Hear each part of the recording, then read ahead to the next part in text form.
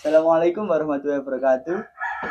Nah, di sini kita memulai podcast pertama kita di channel Kajian Islami, yang dimana kita membahas di podcast itu adalah tentang perkenalan atau pemberian masukan dari pemilik CV Sejati Multitama Media, yaitu Pak Farif.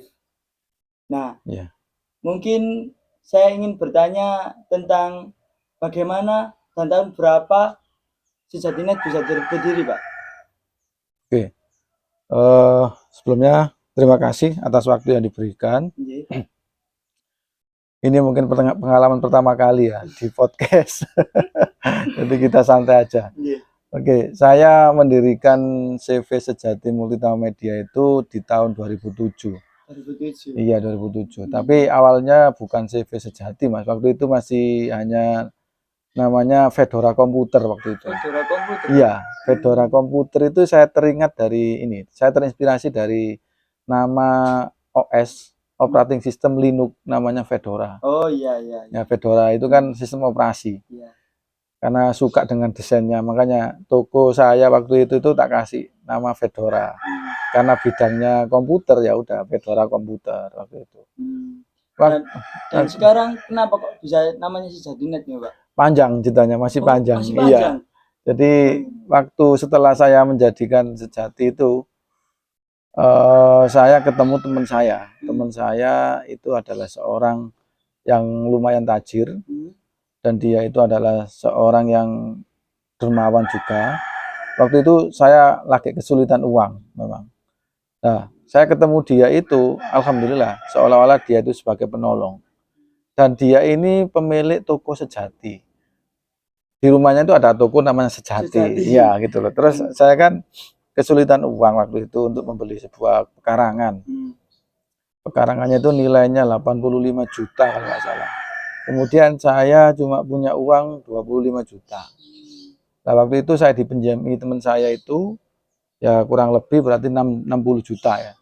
Itu saya diberi uang untuk membeli tanah itu. Iya, itu bukan diberi, tapi ya dipinjami lah istilahnya. Tapi dengan tidak ada bunga, tidak ada apa-apa. Jadi saya seolah-olah kayak ditolong gitu. Makanya saya terinspirasi nama Sejati itu awalnya dari situ. Oh, dari situ ya, ya Pak? Sejati, dulu namanya Sejatinet sebelum Multitama Media itu. Hanya toko komputer sama rental komputer dan warnet dulu, Mas. Iya. Ada game online-nya juga gitu. Namanya Sejatinet. Beriringnya waktu, berjalannya waktu, lama-kelamaan usaha saya ini saya pikir melayani banyak bidang gitu loh. Ya ada percetakan, kemudian ada printing, ada digital printing ya kan. Ada bikin ini itu loh. Ini kan seperti kayak multi gitu, banyak layanan gitu kan. Makanya saya jadikan menjadi nama Multitama Media. Saya pikir kan media. Kalau multimedia saya kira sudah umum gitu ya. Makanya saya kasih Multitama Media gitu ya. Makanya saya gandeng. Jadi kebetulan waktu itu juga saya dituntut di satu lembaga untuk pengadaan komputer pengadaan lab sebanyak 3 lab 120 PC. Nah itu lembaga kan lembaga pemerintah, Mas. Maka harus membuat toko kita menjadi formal juga, makanya harus didirikan CV. Nah jadilah CV yang namanya CV Sejati Multitama Media itu awal. Berubahnya di situ. Visi misinya Bapak kenapa nih? Awalnya ya mungkin kita hanya kewajiban aja. Visi awalnya ya bagaimana kita melaksanakan kewajiban kita sebagai kepala rumah tangga. Iya, bekerja mencari uang untuk mencukupi kebutuhan keluarga. Tapi semakin ke sini kita harus mengingat bahwa kita di dunia ini kan harus menebar manfaat, ya kan?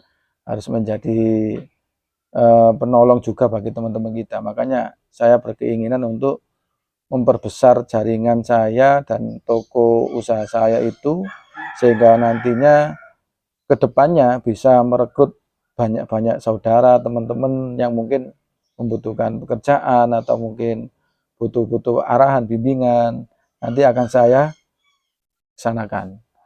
Saya akan gabung menjadi satu, menjadi perusahaan besar, ada karyawan, ada manajemen dan sebagainya, sehingga nanti visi misinya ke depan adalah menjadi perusahaan yang besar yang bisa menjadi lapangan kerja bagi banyak orang, seperti itu. Berjasa sekali. Ya mungkin kan kita itu di dunia, saya ulangi lagi ya, kita harus suka menebar manfaat. Jadi kita itu seperti dalam hadis, khairun nas yang fa'uhum linnas gitu ya. Jadi sebagus-bagusnya manusia itu adalah manusia yang bermanfaat untuk manusia yang lainnya. Jadi mungkin pertaruhan saya dalam perjuangan saya di bidang ini ya ini mungkin. Bagaimana saya menciptakan lapangan kerja untuk orang yang membutuhkan, kan sama-sama menolong, Mas. Nah, di situ tak pikir banyak manfaat yang kita tebarkan. Oke lah, seperti saya dalam misalkan mencari rezeki, tidak edang lah istilahnya, tidak edang podo kroso gitu ya. Jadi saya dalam bekerja mungkin tidak terlalu banyak mengambil keuntungan. Saya bagi, ini untuk kamu berapa persen, berapa persen itu. Salah satunya seperti itu, Mas. Niku nek damel napa usaha-usaha sampean cek ini saged gede kaya ngeten sakniki lak ya napa nih, Pak? Banyak hal yang harus dilakukan supaya perusahaan lebih besar lagi, terutama adalah kiat kita sendiri sebagai pemilik bagaimana mengeksplorasi usaha ini agar lebih dikenal oleh masyarakat. Jadi kalau dulu kita hanya ada media offline, Mas ya. Jadi pangsa pasar kita ya orang-orang lokal, orang-orang yang berlalu lalang di sekitar sini, orang daerah Mojosari dan sekitarnya.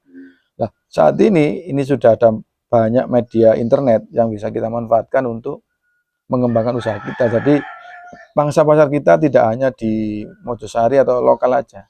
Ini kesempatan kita juga, tidak hanya usaha saya, tapi semua orang itu berkesempatan untuk melebarkan sayapnya di dunia online itu.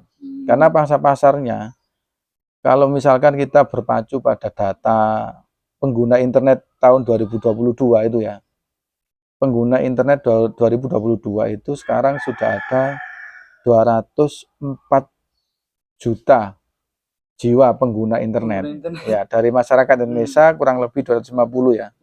204 sudah menggunakan internet dari mobile HP, ya kan.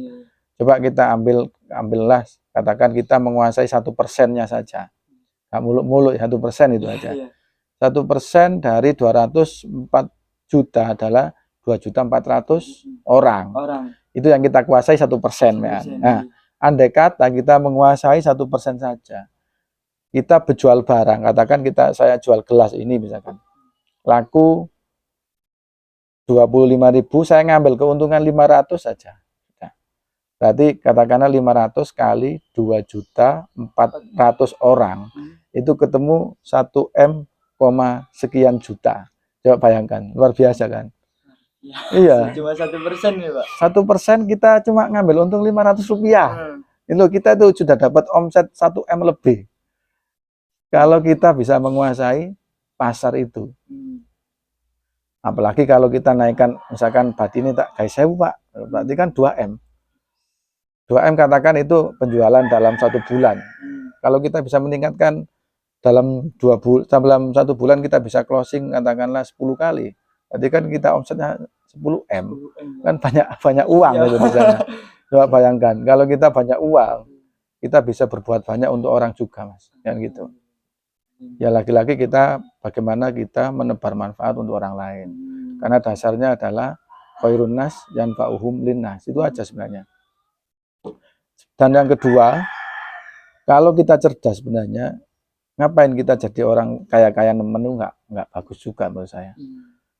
Seperti Gus Baha, saya masih ingat ya. Dari Gus Baha itu tidak pernah menyibukkan dirinya dengan urusan duniawi kayak gini. Dia selalu sibuk dengan urusan bagaimana menebar manfaat. Dengan menebar ilmunya, ngaji sana sini, tanpa memperhatikan fisiknya, materinya, atau penampilannya. Gak pernah kan Gus Baha itu macak bagaimana gitu kan. Dia selalu sederhana, dan karena dia saya pikir sangat cerdas gitu loh. Kalau kita nggak banyak uang, nggak banyak harta, otomatis hisap kita nanti cuma didik, Mas. Katakanlah hisapnya umumnya 1 jam, 2 jam sampai 10 jam. Kita nggak punya uang, nggak punya apa-apa, hisap apane Gusti wong disapu kan duwe kan apa-apa ya kono langsung swarga kan gitu ya.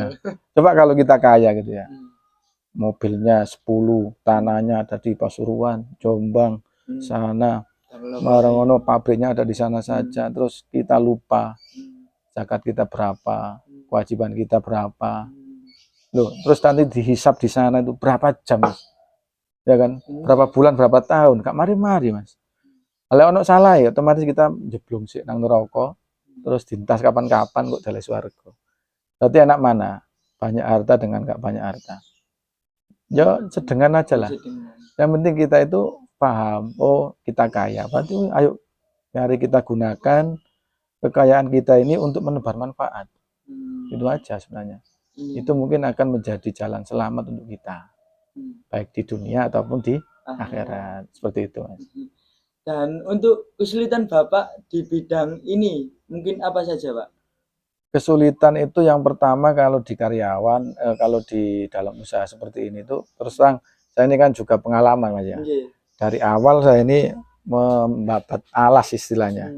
Jadi dulu ya kita dari satu orang, saya sama istri saya toh, kemudian mau ngambil karyawan tuh nggak berani, sama dulu sama seperti itu. Loh, mulai cukup karyawan bisa bayari kan gitu. Ya sama seperti itu. Dan namanya kan belum punya pengalaman mas. Saya juga nggak pernah sekolah bisnis gitu kan. Saya hanya meraba-meraba. Ya wes. Prinsipnya semakin banyak orang yang kita tanggung, berarti rezekinya juga akan semakin banyak. Itu prinsip sebenarnya. Rumusnya di situ. Seperti istilah peribahasa Jawa itu loh, banyak anak banyak rezeki.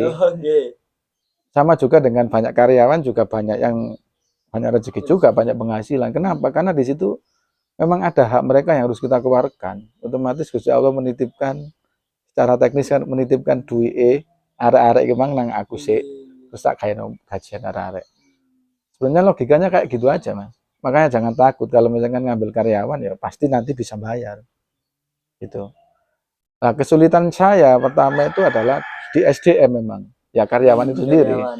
SDM itu adalah sumber daya manusia tahu ya, berarti orang-orang yang bekerja di dalamnya. Ada SDM itu yang orangnya itu jujur, ya, kemudian tapi nggak patek pinter. Ada, gak cakcek, rodok lemot, dan lain-lain, tapi orangnya jujur. Nah ini bagus, tapi secara kinerja kurang bagus. Ada orangnya pinter, kerjanya bagus, etos kerjanya bagus, tapi nggak jujur. Jukuan duit dan lain sebagainya kan ada juga. Ada. Itu salah satu kesulitannya mas. Ya itu salah satu kita di SDM. Ya jadi kesulitannya di situ. Jadi mencari orang yang bisa kita percaya untuk sebuah usaha itu ya gampang-gampang angel itu istilahnya. Susah-susah gampang seperti itu.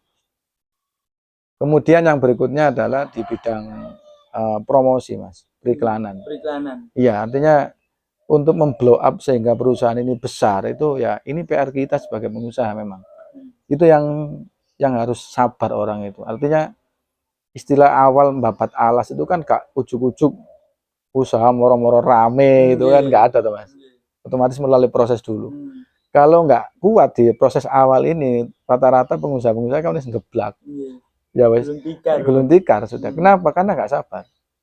Jadi kan kita usaha awal mengenalkan produk kita, mengenalkan kita itu siapa, aku itu wong ngene, aku iso ngene, produkku itu aku dodol ngene, kan gak gampang. Orang kan gak moro-moro teko rono, rono kan gak mungkin. Nah itu yang sulit sebenarnya. Jadi kita membabat alas itu, memulai itulah yang mungkin paling sulitnya. Dan mungkin itu bisa diterapkan di hal apapun. Jadi kita memulai apapun ya sulit. Seperti mengungkapkan rasa cinta kepada cewek pun ya sulit kan ya awal-awal itu loh ya kayak gitu. Jadi memulai itu sangat sulit memang. Jadi tapi kalau sudah ketemu di situ ya insya Allah mudah sudah mas, mengalir aja sudah kayak gitu. Oke Pak, mungkin itu saja pertanyaan dari saya. Oke, siap mas. Terima kasih atas kehadirannya hari ini. Siap. Oke. Saya tutup podcast pada hari ini dengan bacaan Al-Fatihah. Oh, dikat,